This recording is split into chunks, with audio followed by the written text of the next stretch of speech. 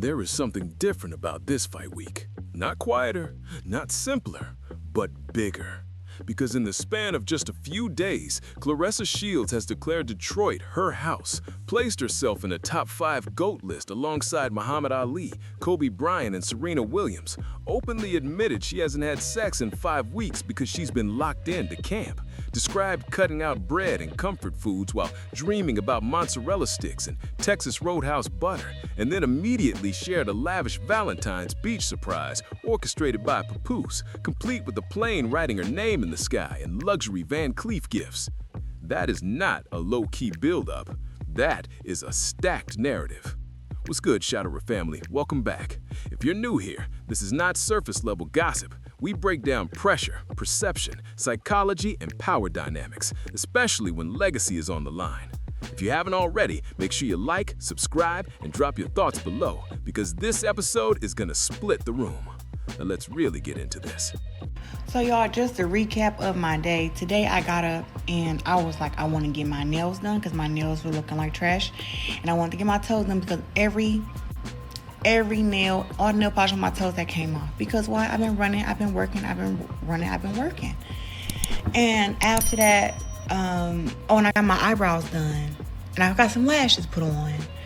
And I was like, okay, so I knew it was Valentine's Day or whatever, but y'all, I've been head deep, knee deep, whatever you want to put it, however you want to say it, into my training. I wasn't thinking about Valentine's Day. Like, I'm like, yeah, Pap, flew down here a few days ago, and I was like, you know what?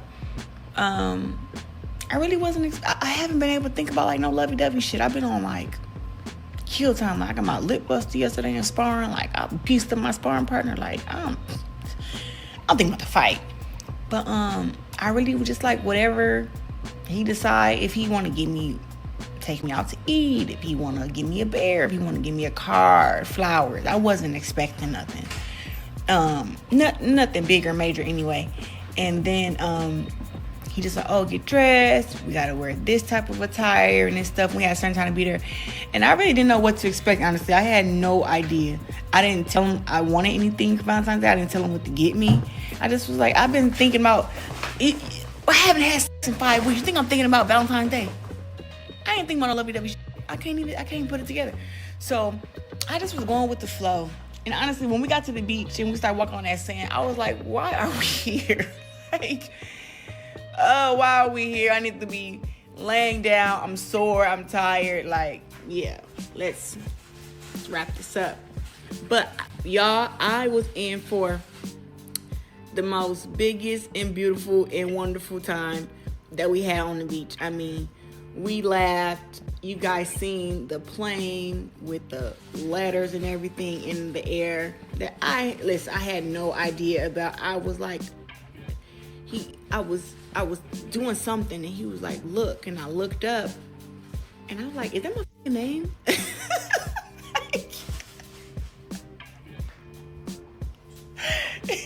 Genuinely, I was like, what is that? So as I'm reading the first word, Claressa, I'm like, what the? So I'm reading, I'm like, Claressa, Papoose loves you.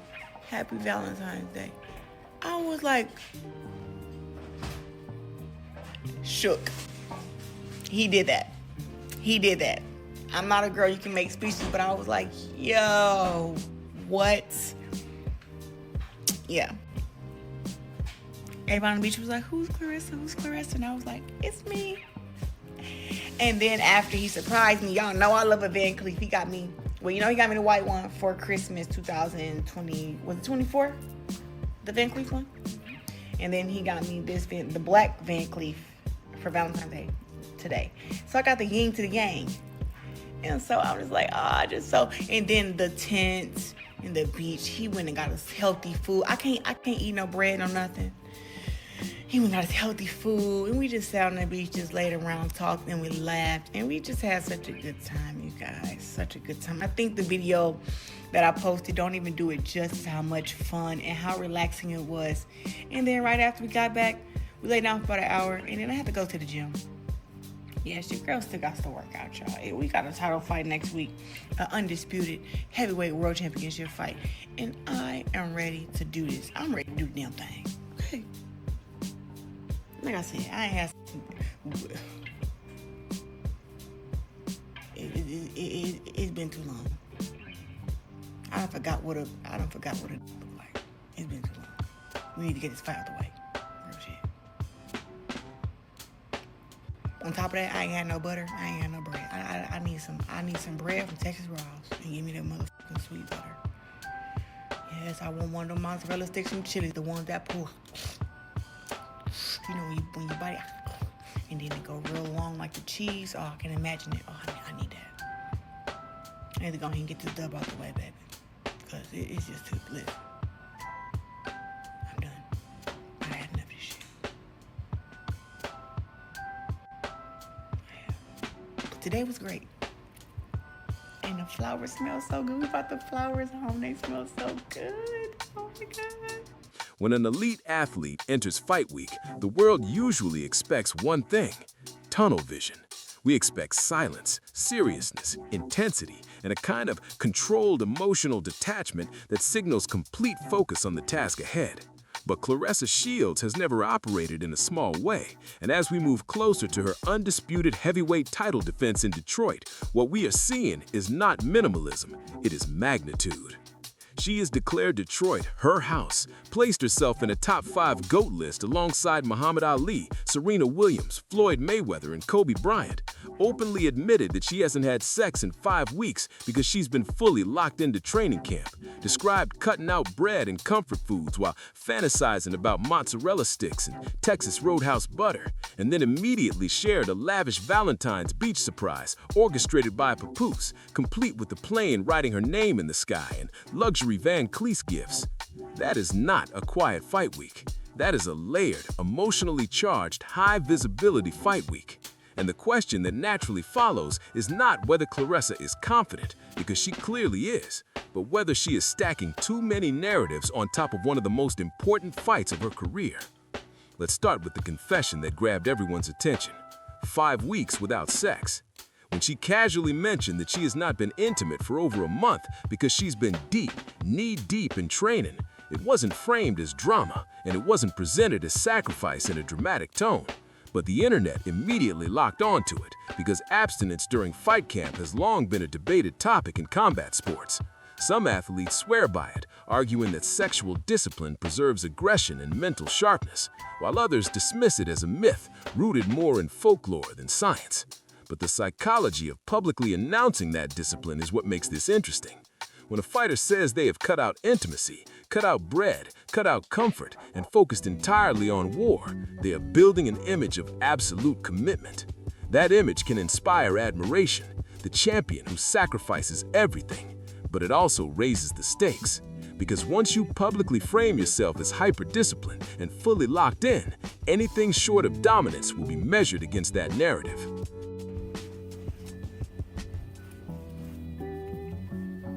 You're right. You hear what I said? You're right. What? Look like a goddamn Barbie doll. That's what I'm saying. It's every time. And these lashes are so darn stinking cute. My God.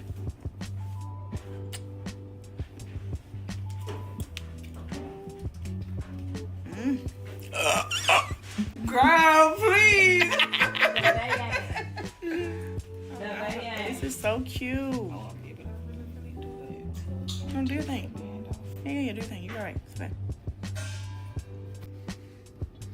You don't know I got my favorite on the makeup. You know I got Fallon here. What? Say hey, Fallon. Buenos noches.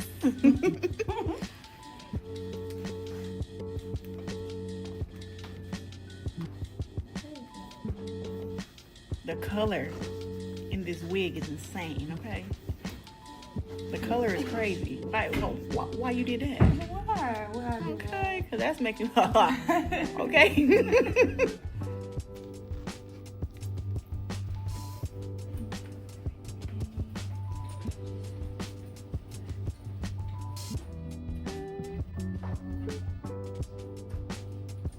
Baby, if you give it to me, I'll give it to you.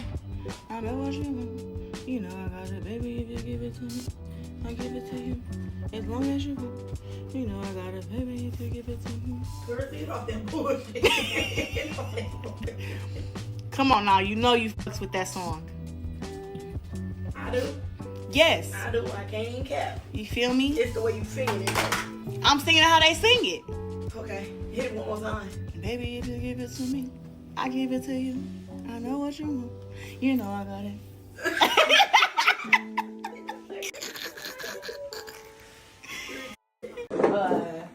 Honestly, I just want you to see how freaking skinny thick. Cause what? No, it's definitely thick. It's definitely Like, Huh?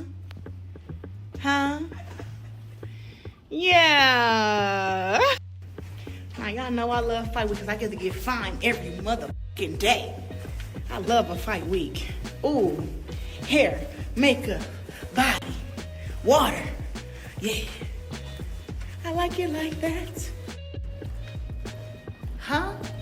That girl is a f***ing model or something. You fight? No way. No, hold on. What did it say? That little.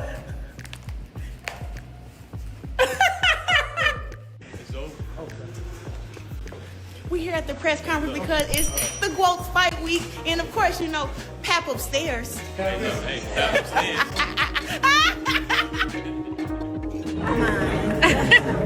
always got the vote change. Now, add the Valentine spectacle. In the middle of describing soreness from sparring, busted lips, and exhaustion from camp, Claressa transitions into recounting how Papoose surprised her with a beach setup, healthy food to match her diet, a plane flying her name across the sky, and luxury jewelry to match previous gifts. She presents it as unexpected and emotional, emphasizing that she was not thinking about romance at all because her mind has been on kill time and preparation. On the surface, that looks like balance, an athlete able to maintain love while preparing for battle. But on a deeper level, it adds another emotional layer to Fight Week, because now this is not just about defending belts, it is about defending an image of having it all together. Love, discipline, confidence, legacy talk, and hometown dominance.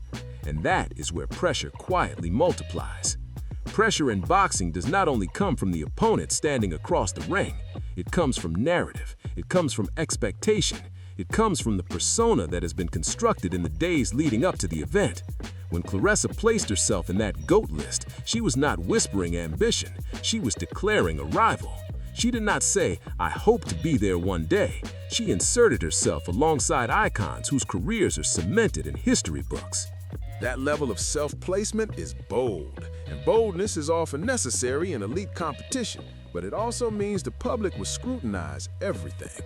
Fans are protective of legends like Ali and Serena, so when an active fighter includes herself in that pantheon before her story is fully complete, it creates division.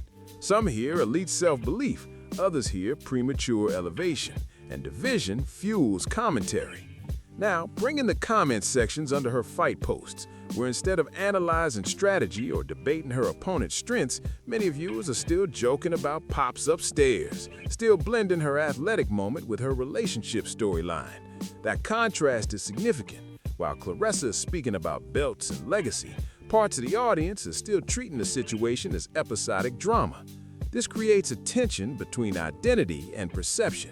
She sees herself as a dominant champion entering a defining moment. The internet, at least partially, still sees a layered story involving romance, luxury, memes, and personality. None of that inherently weakens her focus, but it does create noise. And noise before a major fight can either be fuel or friction. The interesting thing about Claressa is that she appears comfortable in the chaos. She speaks freely about missing bread, craving butter, fantasizing about mozzarella sticks stretching in slow motion, and immediately pivots back to "we got a title fight next week." She shifts from Barbie doll glam to sparring aggression within the same conversation. That duality is part of her brand. She enjoys Fight Week because she gets to be fine every day, as she says. Hair, makeup, body, water, while still preparing for war. But the more she layers glam, love, abstinence, luxury, and GOAT talk into one concentrated moment, the more symbolic this fight becomes. If she walks through her opponent and defends her titles convincingly, this entire week will look like masterful balance. It will look like a woman who can dominate in the ring, command her relationship narrative, embrace self-belief, and maintain discipline all at once. It will look like affirmation.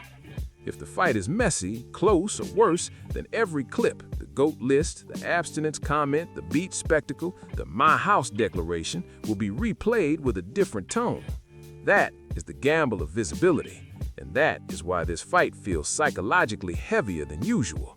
It is not about whether Papoose is supportive. He clearly is. It is not about whether abstinence helps performance. That debate will always exist. It is about cumulative optics, because fight week is usually about narrow and focus, and Claressa's fight week has expanded outward into legacy claims, romantic gestures, lifestyle flexes, and bold declarations. That expansion does not mean she is distracted. It means she is unapologetically living out loud. The question becomes whether living out loud before a battle amplifies power or amplifies risk. And this is where the audience splits. Some viewers will see an athlete who is so secure that she can celebrate love, discipline her body, rank herself among legends, and still prepare for war without losing age. Others will feel that stacking ego, romance, and spectacle before a hometown title defense introduces unnecessary variables into an already high-pressure situation. Because Detroit is not neutral territory. She called it her house. That is territorial language. That is dominance language. When you declare an arena your house, you are claiming ownership not only of space, but of outcome. Ownership demands performance. So now we have a fighter who has publicly declared elite self-belief, publicly described physical sacrifice, publicly showcased romantic spectacle, publicly embraced glam confidence, and publicly framed Detroit as her territory, all before stepping into the ring. That is a lot of narrative weight to carry into one night. So here's the question that will define this episode and likely define the comment section as well. When you hear Claressa place herself alongside Ali and Serena, when you hear her speak about 5 weeks of abstinence and extreme discipline, when you see the beach plane and the luxury gifts, do you see supreme confidence, the kind that only true champions possess? Or do you see a level of self-elevation that might be tempting fate? Is this the mindset of someone who already knows she belongs in history, or the risk of someone declaring legacy before sealing it with one more dominant performance? Because Saturday night will not only determine who leaves with the belts, it will determine which version of this fight week becomes reality. The blueprint of balance, or the cautionary tale of stacking too much too soon. And that tension between love and legacy, between discipline and spectacle, between confidence and overreach is what makes this fight more than just a title defense. It makes it a referendum on identity. Now the room is yours. When you look at everything she has said and shown this week, do you see focus or do you see pressure building? Confidence or overconfidence? Because Saturday night won't just decide who leaves with the belt, it will decide how this entire week is remembered. Drop your thoughts in the comments. I want to know where you stand, confidence or arrogance. If you enjoyed this breakdown, make sure you like, subscribe, and share this video with someone who's been watching this fight build up closely. This is Shaderi, and we don't just watch the punches, we watch the pressure behind them.